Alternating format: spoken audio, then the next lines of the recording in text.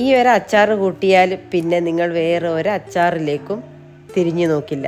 നമ്മുടെ ചിക്കൻ അച്ചാറിനെ കുറിച്ചാണ് ഞാൻ ഈ പറഞ്ഞത്. എളുപ്പത്തിൽ നമുക്കിന്നൊരു ചിക്കൻ അച്ചാർ ഉണ്ടാക്കാം. വരൂ. ഞാനിവിടെ എടുത്തിരിക്കുന്നത് 1.5 കിലോ ചിക്കനാണ്. ചിക്കൻ നമ്മളെ വീഡിയോയിൽ കാണുന്നത് പോലെ നന്നായി കഴുകി ചെറിയ കഷ്ണങ്ങളാക്കി മുറിച്ച് അതിൽ ഉപ്പും മഞ്ഞളും തേച്ച് പിടിപ്പിച്ച് ഒരു 10 മിനിറ്റ് സമയം വെക്കുക. അതിനുശേഷം അവക്കാഡോ ഓയിലാണ് ഞാൻ എടുത്തിരിക്കുന്നത്. അതിൽ ഡീപ്പ് ഫ്രൈ ചെയ്ത് ചിക്കൻ കഷ്ണങ്ങൾ കോരി മാറ്റുക. നിങ്ങൾക്ക് വേണമെങ്കിൽ ചിക്കൻ അച്ചാർ ഉണ്ടാക്കാൻ കടുകെണ്ണ ഉപയോഗിക്കാം.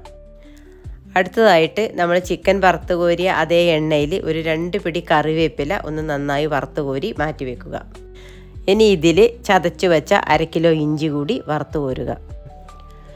ഇനി ഇതിലേക്ക് 1/2 കിലോ വെളുത്തുള്ളി ചതച്ചതും കൂടി വറുത്ത് മാറ്റി വെക്കുക. ഇനി ഇതേ എണ്ണയിൽ തന്നെ ഒരു 6-7 പച്ചമുളക് ചെറുതായി അരിഞ്ഞതും കൂടി ഒന്ന് ജസ്റ്റ് ഫ്രൈ ചെയ്ത് എടുക്കുന്നുണ്ട്. ഇനി നമ്മുടെ അച്ചാറിൻ്റെ സ്പെഷ്യൽ ടേസ്റ്റിന് വേണ്ടിയിട്ട് കുറച്ച് ഉലുവ, അതേപോലെ പെരുംജീരകം, അതേപോലെ കടുക്, ഇത് 3 സെപ്പറേറ്റ് ആയിട്ട് ഡ്രൈ റോസ്റ്റ് ചെയ്ത് പൊടിച്ച് വെക്കുക. ഇനി ഇതിലേക്ക് അല്പം മുളക് പൊടി, അതേപോലെ മഞ്ഞൾപ്പൊടി, ഗരം മസാല, ഇത് 3 ഒന്ന് ചെറുതായി ചൂടാക്കി നമ്മൾ ഡ്രൈ റോസ്റ്റ് ചെയ്ത് വെച്ച പൊടിയും കൂടി ചേർത്ത് ചിക്കനിലിട്ട് നന്നായിട്ടൊന്ന് ഇളക്കി യോജിപ്പിക്കുക.